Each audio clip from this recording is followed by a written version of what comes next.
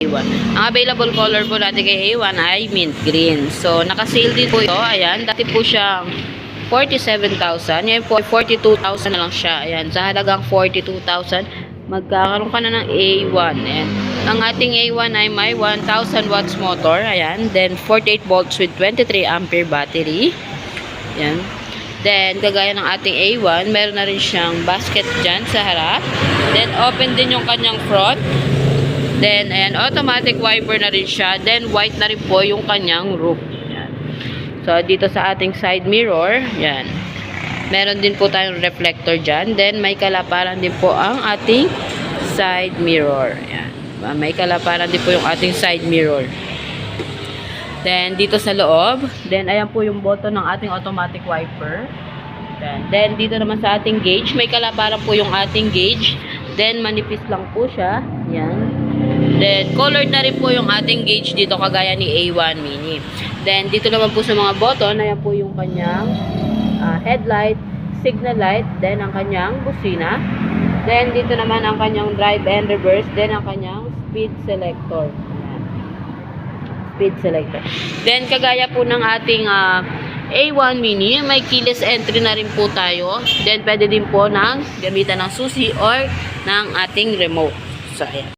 Then, meron na rin po tayong foot brake dyan. Ayan, meron na rin po tayong foot brake. Then, meron din tayong hand brake sa mga may paslant na parking dyan. Ayan, pwede nyo itong i-park dahil meron tong hand brake. Ayan. So, ang ating driver seat, ayan, fix na po yung ating mga armrest dyan. Then, malawak din po yung ating, ayan, may kalaparan din po yung ating driver seat. Ayan, kung may kasama kang bata, kasya pa yung isang bata dyan. Then, dito naman sa ating passenger, ayan po yung ating passenger seat. 2 to 3 seater. Pag bagets, kasya dyan 3.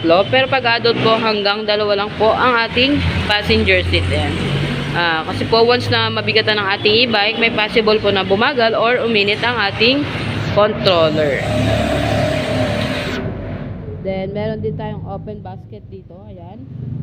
Perfect na perfect to sa mga mamamalengke. Ayan. Meron din tayong extendable compartment sa ilalim ng ating ng ating passenger seat. Ayan.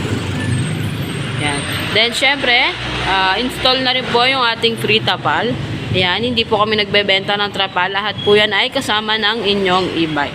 Kagaya po ni A1 Mini. Ayan, meron na rin po siyang trapal with reflector. Ayan. Then, makapal din po itong aming trapal. Ayan, hindi po siya basta lulutong at mapipilas. Ayan po ang ating A1 Mini.